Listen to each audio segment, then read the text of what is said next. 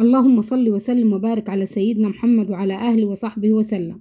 اللهم ارزقنا تحت الأرض وفوق الأرض ويوم العرض عليك يا رب العالمين، آمين.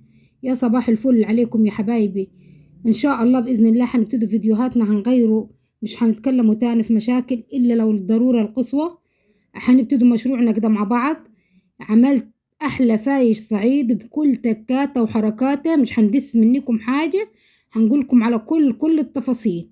يلا نسموا ونقولوا بسم الله الرحمن الرحيم وندخلوا على الفيديو بتاعنا. هنا يا جماعة أول مرحلة هنعملوا الخميرة. الخميرة ده لبن، اللبن لازم يكون مغلي ما يفورش، يعني يا دوبك يقب كده، فاهميني؟ يعني ما تخليهش يغلي يكب على البوتاجاز. لو اللبن بتاعك كب يبقى مش هينفع يتعمل خميرة. أي نوع لبن، أكياس، طازة، لبن نيدو، أي لبن. وحطيت هنا فول مدشوش اللي هو فول الطعمية. شايفين اللبن سخن نار، يعني حشته من على البوتاجاز، كبيت في البرطمان على طول. وهنحط غطا كيس الأول ونروح رابطة الغطا علشان الخميرة بتاعتي تختمر بإذن الله. أنا عملتها هنا كانت الساعة 6 الصبح يا جماعة. في الليل مفروض هي كان طلعت تاني يوم 6 الصبح. بسم الله ما شاء الله عشان الخميرة شاطرة. الساعة 12 بالليل رحت نبص عليها وندفلها شوية ردة، لقيتها بسم الله ما شاء الله خمرت وبقيت زي العسل.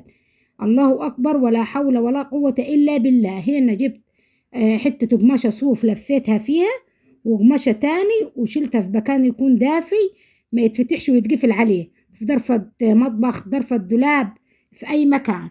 شوفوا هنا عندي طاجن قديم حطيت فيه شوية ردة، رحت ندفيها، رحت لقيت الخميرة بسم الله ما شاء الله خمرانة زي العسل. شايفين يا جماعة؟ الله أكبر. أول ما عملت معايا كده فوق زي وش الزبادي ومن تحت كده فصلت مية، يبقى كده الخميرة بتاعتي 10/10. هنجيب شوية دقيق وهنعمل الخميرة بتاعتنا بإذن الله. إن شاء الله تبقى أحلى فايش هتاكليه. كل حاجة هندسهاش منكم وهنقولها لكم بالتفصيل. يلا معايا نخمروا أول خميرة. هندف شوية مية، لازم يا جماعة تعمليها بمية دافية، الدنيا برد، علشان الخميرة بتاعتك تقوم على طول وما تطولش. خلاص هنجيب شوية مية. المعلومة دي أول وحدة نقولها لكم أنا. هنحط شوية مية دافية وهنحط عليها معلقتين سكر. خلاص ونروح كبل في البرطمان ده ونروح نعمل أول خميرة. هنا يا جماعة بتهيألي الحتة دي اتمسحت أو ممكن يكون اندمجت بعدين، هنشوفوا. هنا معايا دقيق ومعايا سمسم وكركم ومحلب. المحلب دقيه بفصين حبهان، تبعيني بس. حطي في الهون فصين حبهان وشوية المحلب ومعلقة سكر وربع معلقة ملح، واطحنيهم يا في الهون يا في الكبة بتاعتك. خلاص. هنا انا معلش يا جماعه عشان البنت ما كانوش قاعدين، فكنت اللي نقدر عليه نصوره معاكم. انا هنا عامله بالسمنه النباتي وعامله بالسمنه البلدي، عشان الاوردر ده مطلوب مني فايش بالسمنه البلدي ومطلوب مني فايش بالسمنه النباتي. شايفين؟ انا حطيت اللبن وحطيت السمسم والكركم والمحلب اللي عليه الحبهان وطحناه، وبعد ما طحنته تنخليه علشان لو في القشر بتاع الحبهان. وهنبتدي نعجن عجينة ونملكه وكوباية سكر يا جماعة. خلاص شايفين؟ أنا وبنعجن هنا بنلقى حباية فول من الخميرة. يعني أنا طلعت اللي طلعت منه، بس في برضه كم وحدة بتنزل مع الخميرة مش مشكلة. يبقى عجينة فيه كيلو لبن، كوباية سكر، اللهم صل على رسول الله، سمسم، كركم، محلب. المحلب دقيته مع فصين حبهان ومعلقة سكر وربع معلقة ملح. وبعد ما نعموا معايا زي الدقيق ورحت نخلاهم عشان يطلع منهم شايفين الفول ده يا جماعة؟ عشان يطلع منهم القشر بتاع الحبهان.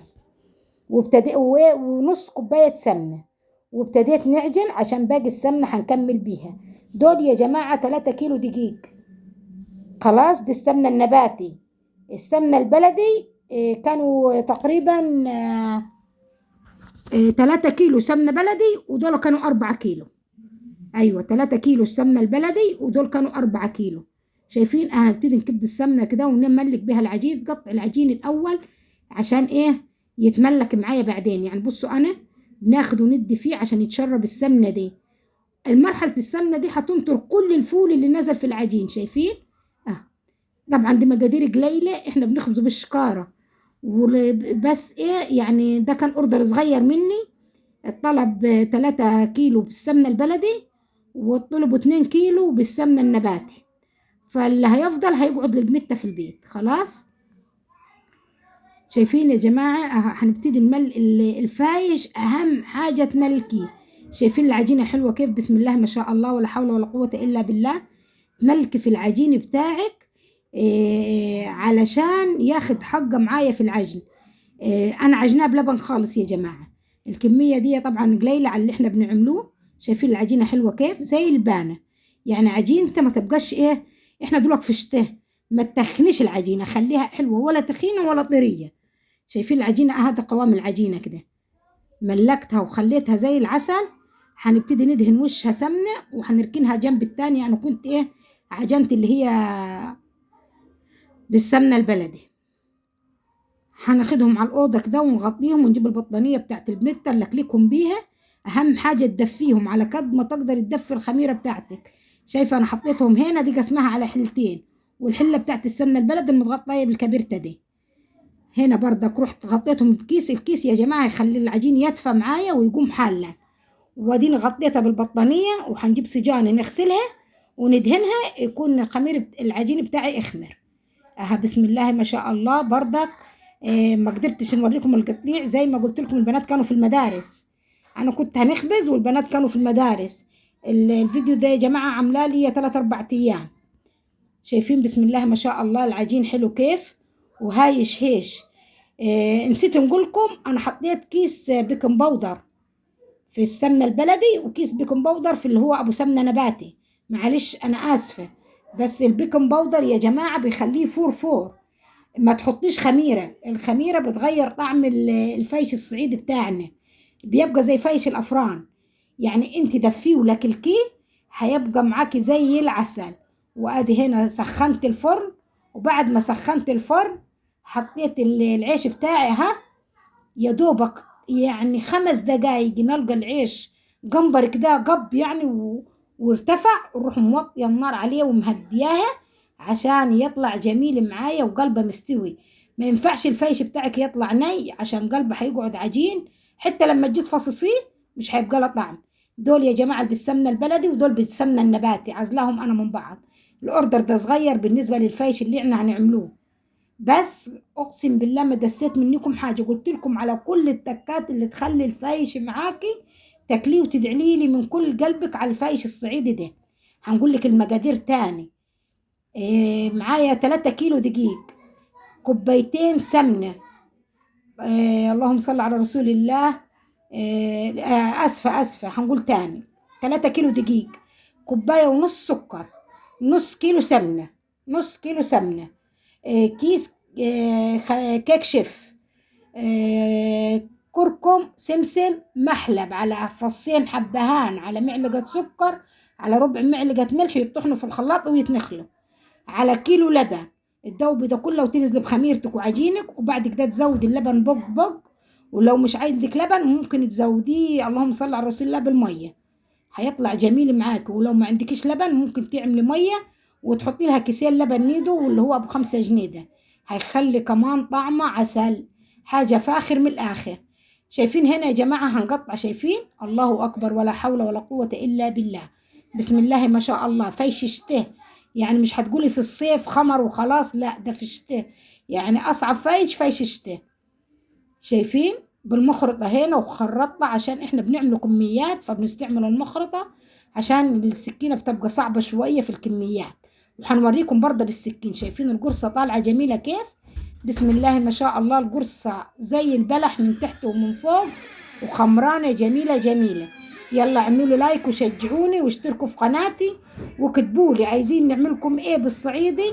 كل حاجة بإذن الله هتطلبوها هتلاقوها. وإن شاء الله ربنا يدومكم في حياتي نعمة يا رب، وتبقوا عندي على طول بإذن الله، وربنا يجعلكم في سبب سعدي أنا وابنتي. شايفين؟ بسم الله ما شاء الله، ولا حول ولا قوة إلا بالله. شايفين يا جماعة؟ بسم الله ما شاء الله، زي الكيك، بتدوسيه يرد تاني. جميل وقلبه مستوي وحاجة زي العسل. لو عجبكم الفايش بتاعي اكتبوا له تعليق حلو يجبر بخاطري ويضيع تعبي انا وبنتتي، ويبارك فيكم ربنا ان شاء الله. وكتبوا لي لو عايزين اي حاجة يا جماعة الحاجات الصعيدة هنيتنا هنعملها لكم، وانا تحت امركم. محدش يقول السجان دي وحشة يا بنتها ولا فيها حاجة، لا السجان دي متعتقة عندنا احنا في الصعيد نقول عليها السجان متعتقة، بنخبزوا عليها الفايش والبسكويت والكعك وكل حاجة بنخبزوها عليها. ما فيش بيت من بيوتنا في الصعيد هنا الا ما عند السجان دي بنفس اللون ونفس الشكل. شايفين بسم الله ما شاء الله شكل الفايش ايه.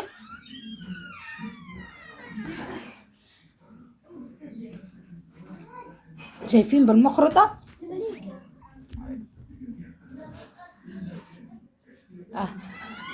قصيتها ورا بعض جميل، حاجة تفرح كده. والله العظيم ريحته كانت جايبة لآخر الشارع، جميل جدا كده وطعمه آخر لذاذة. احنا هنا يا جماعة لما بندخل الفايش بقى زي ما انتوا شايفين هنفصص الجرس كده بتاعتي ونبتدي ندخل في الفرن. اللي الصاج بيدخل على وشه زي ما انتوا شايفين، ولما يطلع نروح مدخله رصة تاني وده نقلب على وشه الناحية التانية وندخله تاني. لما بتعمل الطريقة دي الفص بتاعك بيبقى مقرمش ويبقى جميل، ما يبقاش قلبه ني، يعني ما تديهش وش واحد وتقولي خلاص انا قرقشته، لا هو اي نعم في عصعصة كتير وتعب بس نتيجته في الاخر يعني بصراحة مفرحة جدا وطعمه جميل. وبيقعد يا جماعة بالثلاث 4 شهور واكتر مش هتجرى له ولا حاجة. ليه؟ لان هو مخدوم حلو وقلبه مقرقش. شايفين هنا بنوريكم لقيت واحدة فولة في الفصوص هنحوشها برضه عادي. والله الكاميرا هنا ظالمة لونه جميل وهو جميل. يا سلام لو تشموا ريحته يا جماعة هو طالع من الفرن حاجة عسل والله. والناس اللي خدته شكروا فيه آخر شكر وفرحهم يعني عجبهم خالص. طلبوا مني الفايش وطلبوا مني فطير مشلتت. الفطير كانوا برضه طالبينه بالسمنة البلدي، وكانوا طالبين اللهم صل على رسول الله الفايش بالسمنة البلدي، وفي ناس تاني كانت طالباه بالسمنة النباتي. ربنا يوسع على الجميع يا رب ويرزق الكل. هو سواء بالسمنة البلدي او بالسمنة النباتي الاتنين جميلين جدا وحلو خالص. واحنا عندنا هنا في الصعيد بيوتنا ما بتخلاش منا في الشتاء ولا في الشتاء ولا في الصيف والله، بس في الشتاء اكتر لان بيبقى هو حلو في الافطار. شايفين زي ما انا بنقول لكم هنا اهم حاجة الفرن تراعي له قدام الفرن، يعني مش تحطيه كده وخلاص، لا بنديروه، بنجيب الصاج ده هنا والصاج ده هنا كده وندوريه في الفرن علشان كله يطلع مية واحدة كله لون واحد، مش تسيبيه برجع منك يبقى ده شكله وشكل، لا لما بتقلبيه بيطلع كله مية واحدة وكله لون واحد. ادي هنا لميت السجان كلها على بعضها وهنطلع وندخل لغاية ما نخلص الكمية. شايفين بسم الله ما شاء الله ابتدى ايه يلون. هنبتدي ايه نقلب السجان زي ما قلت لكم. اهم حاجه شايفين يا جماعه ليه بنقلب السجان؟ شايفين الجنب ده حمر والجنب ده لا، لما انا نلف السجان الجنب التاني برضه هيحمر وهياخد لون، يطلع كل لون واحد كل لون جميل هيعجبكم باذن الله. بس حطي مع الحبه مع المحلب فصين حبهان هيخلي طعمه جميل، بس ما تكتريش عن الفصين عشان ما يمررش.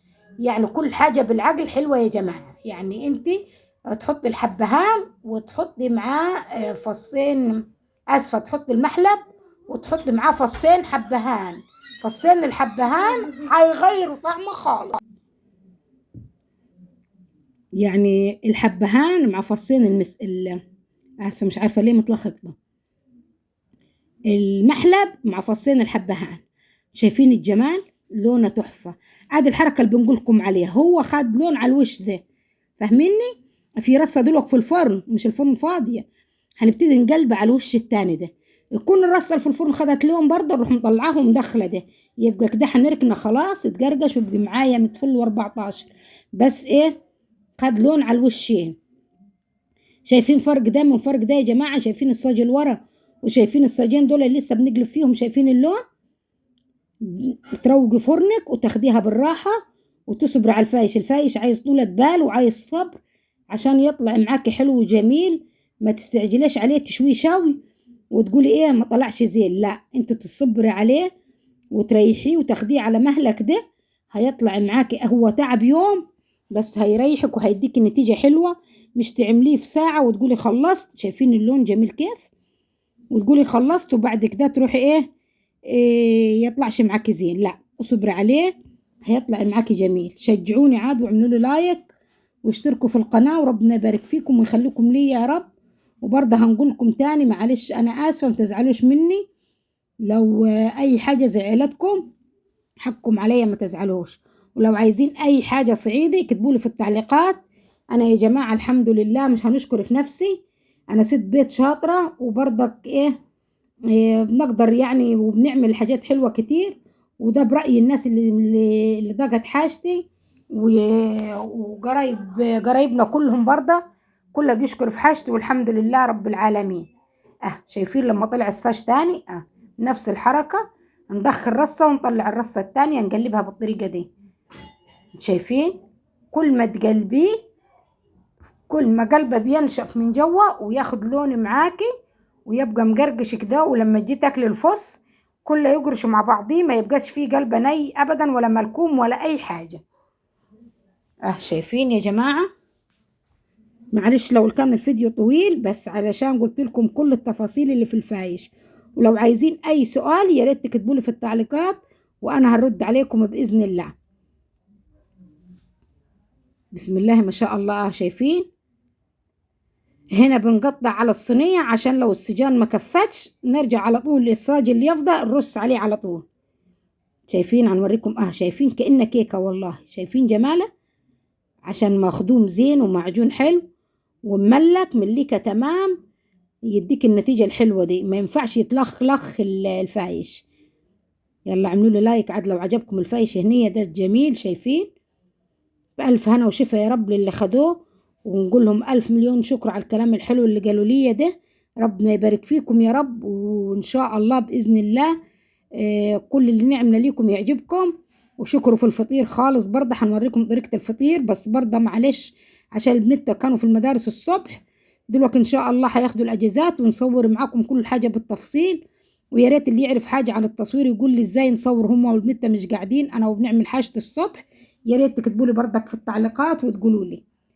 شايفين يا جماعة الفايش شكله إزاي حلو. هنا هنفرش له قماشة كده علشان لازم يبيت في الهواء. لازم الفايش يبيت في الهواء. هنا بسم الله ما شاء الله جهزنا ادي الكرتونة ودي الكرتونة التانية كانوا البنت بيوزنوا منها. والتاني اللي هو أبسمنة بلدي وزناها حطها في علب بس ما تصورش. هنصور لكم ونحط لكم قولوا معايا في الصورة بإذن الله هتشوفوه وتشوفوا كل التفاصيل وأنا وبنوزنه وأنا ومكيساه. وبإذن الله يا رب يعجبكم وينور رضاكم الفايش الصعيدي بكل تفاصيله وبكل حاجة فيه بصدق وأمانة.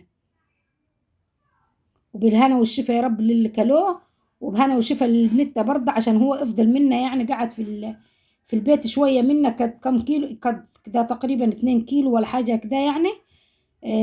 كانوا يفطروا منا برضه عجبهم خالص. يا ريت حبايبي كلكم قريبين عليا نبعت لكم كل واحد طبق. يلا اعملوا لي لايك عاد وشجعوني وقولوا لي ايه رأيكم بصدق وأمانة في الفايش وايه رأيكم في فيديوهاتنا الجديدة. وربنا يبارك فيكم ويخليكم لي يا رب العالمين امين ويدومكم في حياتي نعمة يا رب. احلى فايش صعيدي بكل حركاته وبكل تكاته وكل تفصيلة فيه ما دستش منكم اي حاجة. وده احلى فايش هتاكليه بكل صدق وكل امانة. متشكرين لكم يا حبايبي وكل اللي اشتركوا عندي في القناة ربنا يبارك فيكم ويخليكم لي يا رب. وربنا يصلح الحال ويصلح حال الجميع يا رب ويبارك لي فيكم يا حبايبي ويخليكم لي. فايش الصعيدي على القناة بكل حركاته. وربنا يبارك فيكم ويسعدكم ويخليكم لي يا رب ويدومكم في حياتي نعمة يا رب. وده كان الفيديو هنا بتاع النهاردة. معلش أنا آسفة لو طولت عليكم والسلام عليكم ورحمة الله.